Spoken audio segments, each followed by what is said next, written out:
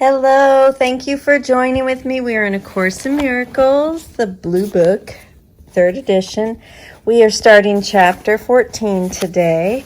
I will read the introduction and then we will start section 1. Chapter 14, Teaching for Truth. This is page 270. Introduction. Yes, you are blessed indeed, yet in this world you do not know it. But you have the means for learning it and seeing it quite clearly.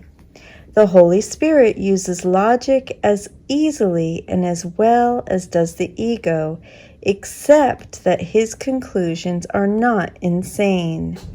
They take a direction exactly opposite, pointing as clearly to heaven as the ego points to darkness and to death.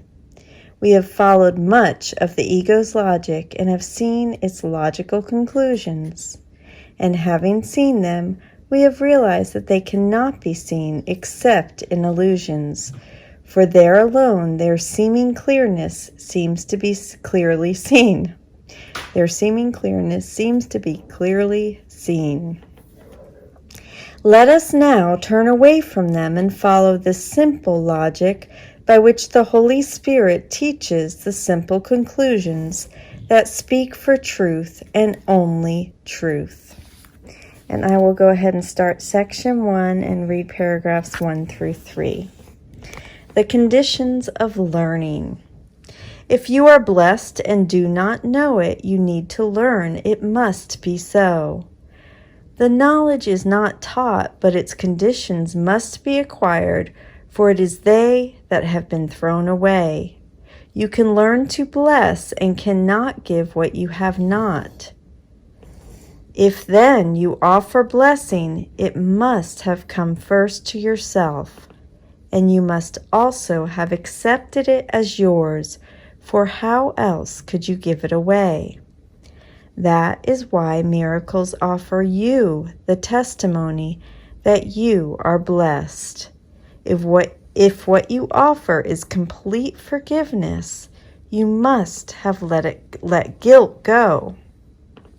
Accepting the atonement for yourself and learning you are guiltless. How could you learn what has been done for you unknown to you unless you do what you would have to do if it had been done for you? That's a mouthful. I'm going to repeat that sentence. How could you learn what has been done for you unknown to you unless you do what you would have to do if it had been done for you? Indirect proof of truth is needed in a world made of denial and without direction. You will perceive the need for this if you realize that to deny is the decision not to know. The logic of the world must therefore lead to nothing, for its goal is nothing. If you decide to have and give and be nothing except a dream, you must direct your thoughts into oblivion. And if you have and give and are everything, and all this has been denied, your thought system is closed off and wholly separated from the truth. This is an insane world, and do not underestimate the extent of its insanity. There is no area of your perception that it has not touched, and your dream is sacred to you. There is no area of your perception that it has not touched, and your dream is sacred to you. That is why God placed the Holy Spirit in you where you placed the dream. Seeing is always outward.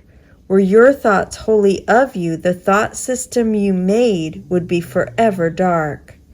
The thoughts the mind of God's Son projects or extends have all the power that He gives to them.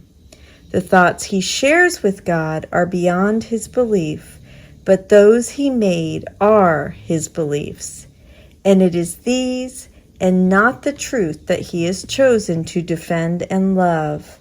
They will not be taken from him, but they can be given up by him, for the source of their undoing is in him.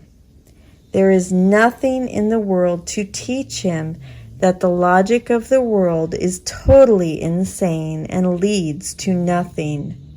Yet in him who made this insane logic, there is one who knows it leads to nothing, for he knows everything.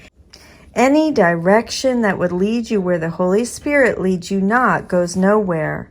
Anything you deny that he knows to be true, you have denied yourself, and he must therefore teach you not to deny it. Undoing is direct as doing is. You were created only to create, neither to see nor do. These are but indirect expressions of the will to live, which has been blocked by the capricious and unholy whim of death and murder that your Father does not share with you. You have set yourself the task of sharing what cannot be shared, and while you think it possible to learn to do this, you will not believe all that is possible to learn to do. The Holy Spirit, therefore, must begin his teaching by showing you what you can never learn.